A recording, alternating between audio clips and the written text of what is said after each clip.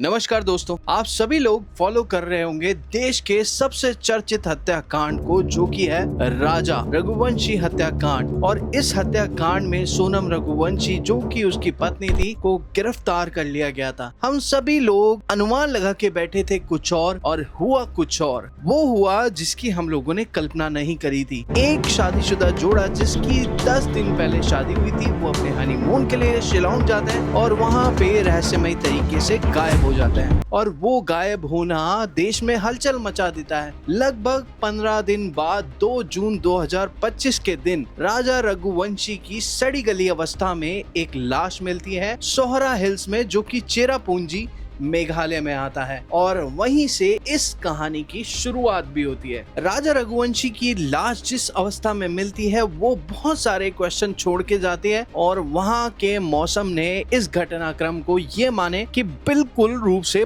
बदल दिया था। वो घटनाक्रम ऐसा हो चुका था कि हमें ये लग रहा था कि सोनम रघुवंशी भी या तो गायब हो चुकी है, या उसका अपहरण कर लिया गया है, या फिर मार दिया गया है। मगर उसके पश्चात लगभग 5-6 दिन बाद सोनम रघुवंशी के मामले में कुछ ऐसे सीसीटीवी फुटेज सामने आते हैं जहां पे ये पता चलता है कि इन दोनों के बीच में कुछ ना कुछ तो गलत हुआ है। और वहां से पुलिस की तहकीकात चालू होती है। और इस मामले को सबसे ज्यादा डायरेक्शन मिलता है जब वहां के एक लोकल टीवी चैनल ने एक ग्राउंड रिपोर्टिंग करी और वहां पे उन लोगों से बात करी जो इस घटनाक्रम को देख चुके हैं। वहां पे पता चलता है सोनम और राजा रघुवंशी के साथ में 3 हिंदी भाषी लोग और थे। और वहां से ये मानिए कि इस घटनाक्रम को सही मायने में सॉल्व करने की गुत्थी मिल जाती है। उसी के 2 दिन पश्चात गोविंद रघुवंशी, जो कि सोनम रघुवंशी का भाई है, के पास में फोन आता है, जो कि होता है सोनम रघुवंशी का। और पता ये चलता है कि सोनम रघुवंशी जिंदा है। जिस जगह पे सोनम रघुवंशी मिलती है, उस जगह का नाम है काशी ढाबा,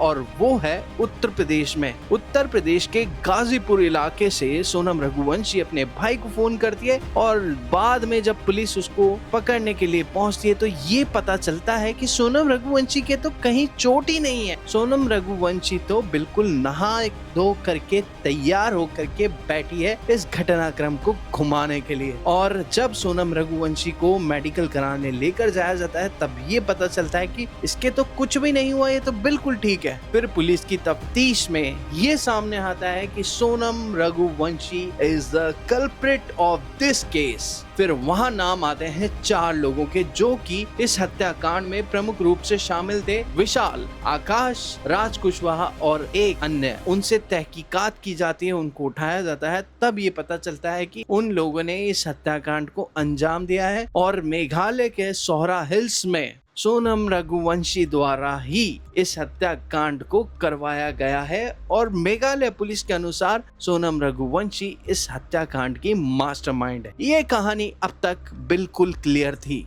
उसके बाद में मेघालय पुलिस द्वारा ट्रांजिट रिमांड मांगी जाती है सोनम रघुवंशी की, और सोनम रघुवंशी को 4 अन्य आरोपियों के साथ में लेकर जाया जाता है मेघालय पुलिस की सख्ती के बाद में मीडिया में ये बयान आता है कि सोनम रघुवंशी ने अपना जुर्म कबूल कर लिया है। फिर इस घटनाक्रम के 4 अन्य आरोपियों को भी रिमांड भी लिया जाता है, जिनमें मीडिया रिपोर्ट्स में ये कहा गया है कि चारों ने अपना गुनाह कबूल किया है। राजा हत्याकांड को सोनम रघुवंशी द्वारा कराया जाना ही कबूल किया है। ये सारी खबरें आप सब लोगों को मालूम है। उसके बाद से मेघालय पुलिस के अलग अलग दावे हुए हैं। उनका कहना यह है कि सोनम रघुवंशी ने अपना गुनाह कबूल कर लिया। प्रिंट मीडिया में भी ये बात कई अखबारों में आ चुकी है। सोनम रघुवंशी ही इस केस की जिम्मेदार है। हमें पता ये चलता है कि सोनम रघुवंशी ने तो अभी तक गुनाह को कबूल नहीं किया है। उसके बाद से मसाला मीडिया, जो कि बहुत सारे YouTube चैनल्स हैं जो आज इसी तर्ज पे काम कर रहे हैं मसाला परोसने के लिए, और उसी मसाला परोसने की खबरों में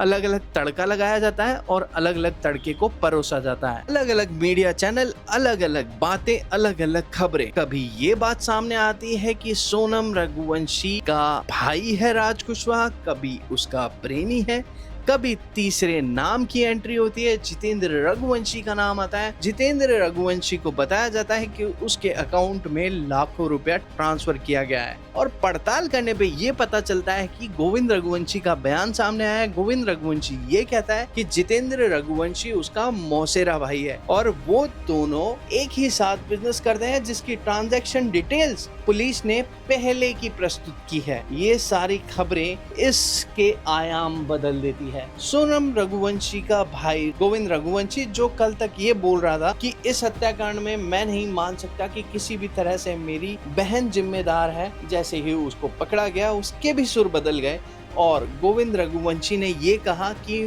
जैसे ही राज कुशवाहा का नाम सामने आया, मैं ये मानता हूँ कि ये हत्याकांड को अंजाम दिलवाने वाली मेरी बहन ही है। आप जरा सोच के देखिए, राज कुशवाहा जो कि इनका नौकर था एक तरीके से, कल तक ये लोग उसको प्रोटेक्ट कर रहे थे, मगर अब सबका दुश्मन एक है, राज कुशवाहा। एक और इस मामले में नाम लेना चाहूंगा, सृष्टि, जो कि बहन बताई जा रही थी राजा रघुवंशी की। उनका मैंने सोशल मीडिया चैनल देखा और बहुत लोगों से भी मैंने ये सुना, और इन लोगों को तो भैया इंटरव्यू देने में इतना मजा आता है कि आप पूछिए मत। सर गर्मी से हर कोई अपने इंटरव्यू दे रहा है, मातम की जगह इन लोगों को तो फेम चाहिए। ये सो कॉल्ड राजा रघुवंशी की बहन सृष्टि मीडिया में ऐसी हाइप मचा के बैठी कि आप मत पूछिए। सोशल मीडिया पे इसने बहुत सारी रील्स बनाई है जहाँ पे ये राजा रघुवंशी को याद कर रही है, मगर उसी के साथ साथ ब्रांड प्रमोशन भी कंटिन्यूअस चालू है। अरे ये क्या हो रहा है? भोरकुआ के भोलेराम की दुकानों पे तो लूट मची है, ऐसा लग रहा है फ्री में कपड़े बट रहे हैं यहाँ पे। पूछना ही पड़ेगा। जीन्स मिलने वाली है भोलाराम की जूम क्रिएशन से, क्योंकि नया शॉप है, नया कलेक्शन है, बम्पर ऑफर है। बॉयज 1000 रुपए की 4 शर्ट मिल रही है, 1000 रुपए की 3 जीन्स मिल रही है। कहाँ? भोलाराम के उस्ताद मार्ग पे आ जाओ। जहाँ राजा रघुवंशी की डेथ से पहले 200 समथिंग के समथिंग इनके 2 लाख के आसपास इनके सब्सक्राइबर्स फॉलोअर्स थे, वही इन्होंने रील्स डाल डाल के लगभग 500 के आसपास ये पहुंच गई है।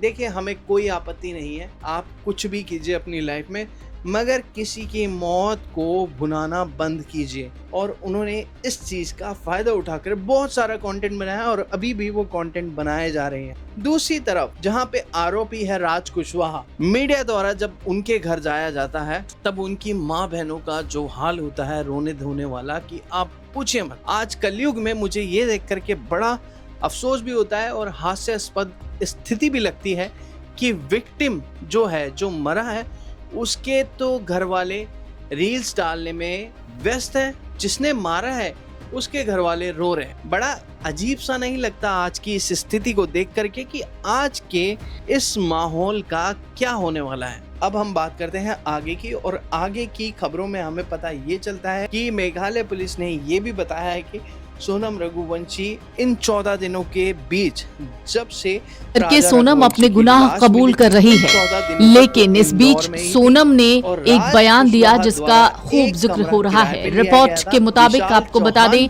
14 दिन सोनम, राजा की हत्या के 14 दिन बाद तक सोनम एक किराए के मकान में रही थी। इंदौर के बंद फ्लैट में सोनम ने ये 14 दिन कैसे बिताए, चलिए जानते हैं। कुछ रिपोर्ट्स दावा करते हैं कि सोनम ने अपने प्रेमी राज कुशवाहा के सामने क्रॉस एग्जामिनेशन के दौरान माना कि उसने ही अपने पति की हत्या की साजिश रची। राजा की हत्या के लिए सोनम ने राज कुशवाहा को 50,000 रुपए दिए थे ताकि वो खुद और बाकी 3 लोगों विशाल सिंह, आनंद कुर्मी और आकाश राजपूत के लिए शिलोंग जाने का बंदोबस्त कर सके। सोनम ने इन लोगों से ये भी कहा कि शिलोंग में वो लोग उसके ऊपर नजर बनाए रखें। पुलिस की पूछताछ में इस बात का खुलासा हुआ है कि अपने पति राजा रघुवंशी की हत्या के बाद सोनम वापस इंदौर आई और 14 दिनों तक किराए के एक फ्लैट में छिप। इस हत्याकांड में प्रत्यक्ष और अप्रत्यक्ष रूप से कहीं ना कहीं सम्मिलित है। और जब सोनम रघुवंशी के भाई गोविंद रघुवंशी राजा रघुवंशी के घर गए हैं, उन्होंने उनकी माँ से लिपट करके ये बातें बोली हैं कि माँ, अगर मेरी बहन दोषी है तो उसे फांसी पे चढ़ाने की जिम्मेदारी मेरी होगी। ये मामला अभी तक भी खिचड़ी की तरह उलझा हुआ है और जब तक कोर्ट में पेशी नहीं होती है सोनम रघुवंशी की, जब तक बयान नहीं आते हैं, मीडिया चैनल्स को मसाले का तड़का मिलता रहेगा और यही अनाप शनाप खबरें चलती रहेगी। हमें पूरी तरह से यकीन है कि इस हत्याकांड में पूरी तरह परोक्ष रूप से सोनम रघुवंशी ही है। और साथ ही साथ ये 4 लड़के जो पकड़े गए हैं, इनमें से सबकी भूमिका क्या क्या है, वो कैटेगरी क्या है, और किस लिए, सबसे बड़ा सवाल आज भी सबके मन में ये है कि आखिर क्यों 10 दिन बाद ही शादी के बाद राजा रघुवंशी की हत्या कर दी गई।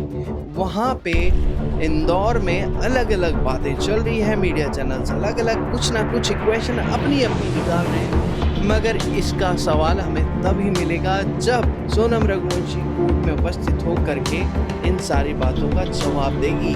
यहाँ तक भी कहा जा रहा है कि मेघालय पुलिस द्वारा अर्जी लगाई गई है सेंट्रल गवर्नमेंट को कि वो नार्को टेस्ट की अप्रूवल दें। नार्को टेस्ट क्या होता है आप सभी लोगों को मालूम होगा, जिनको नहीं मालूम उनके लिए मैं बता दूं कि ये मेडिकल टर्म है जिसमें नशे का एक इंजेक्शन दिया जाता है और अपराधी का नार्को टेस्ट किया जाता है। उस नार्को टेस्ट में अवलोकन किया जाता है प्रशिक्षित डॉक्टर्स द्वारा और वो डिसाइड करते हैं कि ये बंदा झूठ बोल रहा है।